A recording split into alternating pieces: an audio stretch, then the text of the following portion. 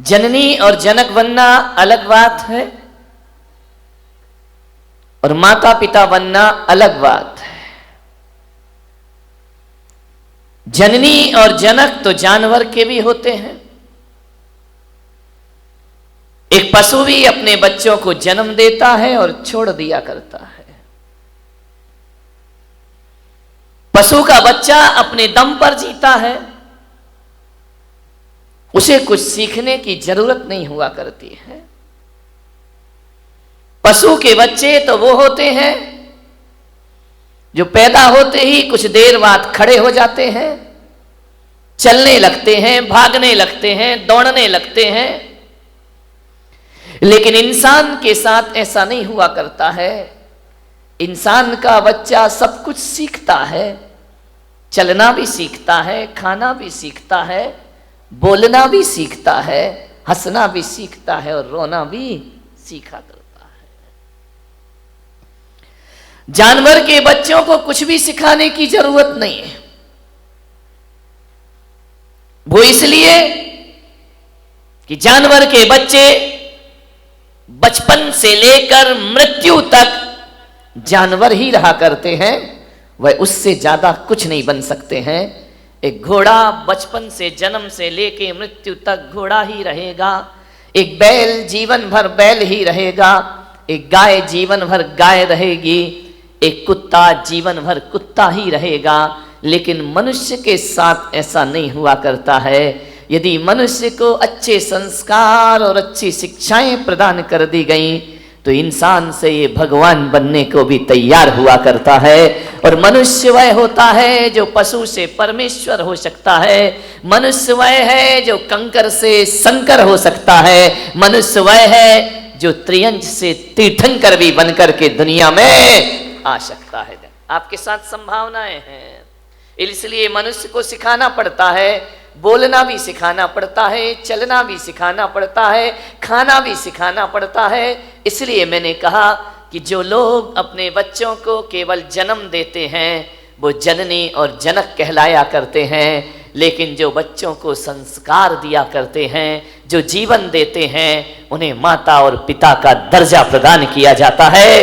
ध्यान रखना, पशु के माता पिता नहीं होते हैं, वो केवल जननी होती है, जन्म दे के छोड़ देती है। ध्यान रखें, आप माता पिता, आपकी एक साधना है, आपकी बहुत बड़ी जिम्मेदारी है। आप समझदार प्राणी हैं, जानवर ना समझ प्राणी है। ध्यान रखना,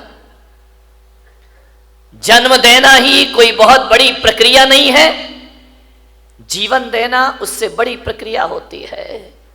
जन्म की साधना तो केवल 9 महीने होती है, लेकिन जीवन की साधना तो जिंदगी भर करना पड़ती है, तो भी जीवन कम पड़ जाया करता है। जिंदगी भर की साधना है, एक तपस्या है। मान्यवर, बच्चों को लाड़ प्यार ही नहीं, संस्कार भी दो।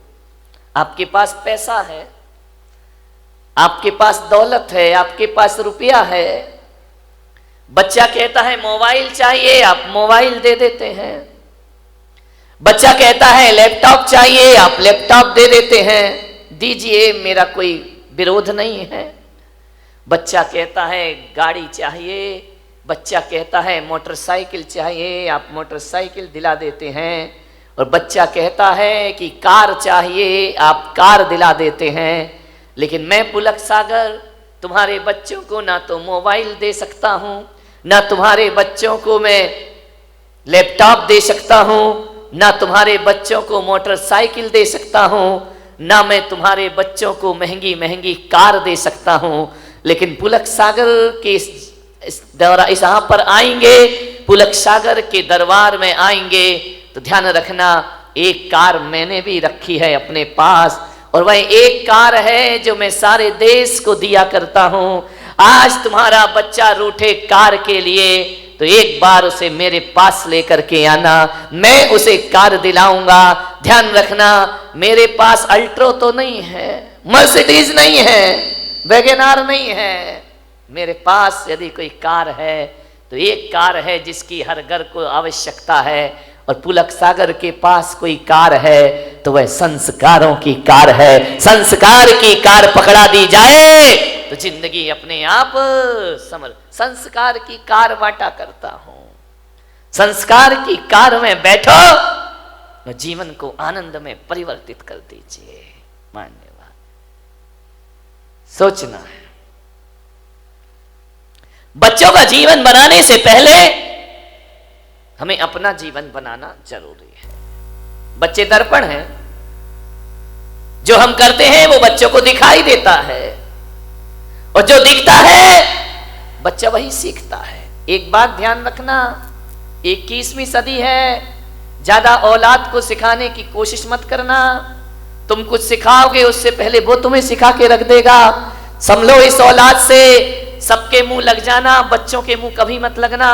बड़े होशियार होते हैं ये बच्चे, बड़े होशियार होते हैं। आज के युग में 21वीं सदी में मूर्ख बच्चों का पैदा होना बंद हो गया है। अब बुद्धू औलाद पैदा नहीं हुआ करती है, अब तो बहुत समझदार औलाद पैदा हुआ करती है। बड़ी पढ़ी लिखी औलाद पैदा हो रही है। जो तुम्हें नहीं आता वो बच्चों को आ जाता है। हो सकता है कि आपको पूरा मोबाइल चलाना भी नहीं आता हो और आपकी औलाद खटखट मोबाइल चला करके दिखा दे, आपसे कह दे कि पापा तुमको तो कुछ आता ही नहीं। बच्चे बड़े होशियार हैं। बच्चों को ज्यादा सिखाने की गलतियां मत करना, नहीं तो बड़ी दिक्कत हो जाएगी।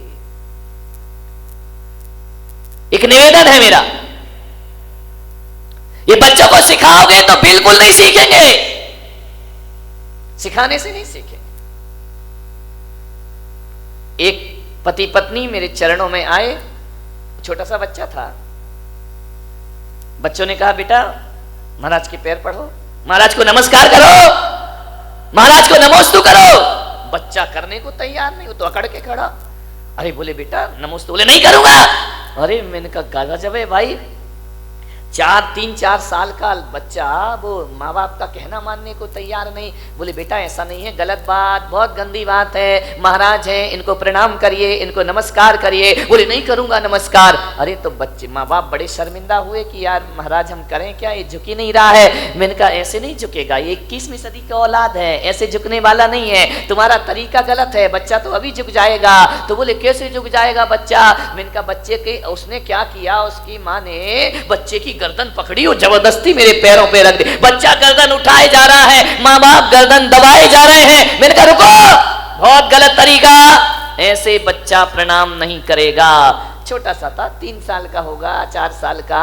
मैंने माँ बाप से कहा बच्चे की गर्दन छोड़ो, बच्चे की गर्दन से हाथ हटाओ। माँ बाप ने हाथ हटाया। मैंने कहा तुम दोनों हाथ जोड़ो। माँ बाप ने हाथ जोड़े। बच्चा छोटा सा था, उसने ऊपर देखा, मम्मी पापा हाथ जोड़ रहे, बच्चे ने भी हाथ जोड़ लिए। मैंने कहा अब तुम प्रणाम करो, नमस्कार करो। जैसे ही उन्होंने धोख लगाई, बच्चा भी लेट करके प्रणाम करने लगा। मैंने कहा ध्यान रखना 21वीं सदी है, ये सिखाने से नहीं सीखेगी, ये दिखाने से सीखा करती है। जो आप दिखाएंगे बच्चा वैसा सीख जा। ध्यान रखना है, बच्चों का पालन पोषण करना, उन्हें संस्कार देना, आपको जिंदगी भर तपस्या करना पड़ेगी। बच्चों की परवरिश करो।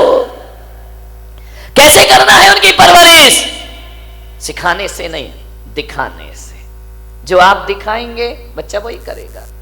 2 बच्चे लड़ रहे थे, मैंने बुलाया, मैंने कहा बच्चे लड़ते क्यों हो? बोले किसने कहा हम लड़ रहे थे।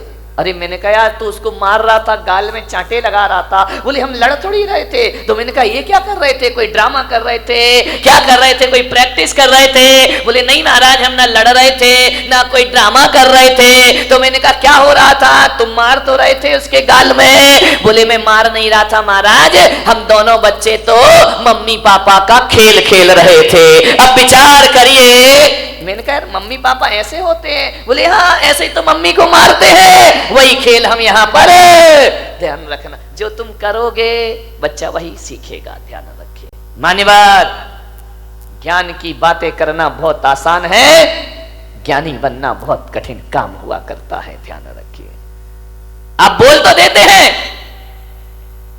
कि बच्चा ऐसा नहीं करना, बेटा ऐसा नहीं करना, वही काम जब आप करते हैं, ध्यान रखिए, ये जो कैमरा लगा हुआ है ना चैनल का, ये मुझे देख रहा है, ध्यान रखना। आप मुझे सुन रहे हैं, ये सुन नहीं रहा, ये देख रहा है मुझे।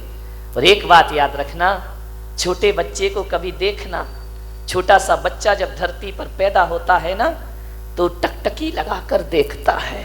हमारी पलकें ज्यादा झपकती हैं, बच्चों की पलकें नहीं झपकती हैं। वह टकटकी लगाकर किसी भी चीज को देखते रहते हैं।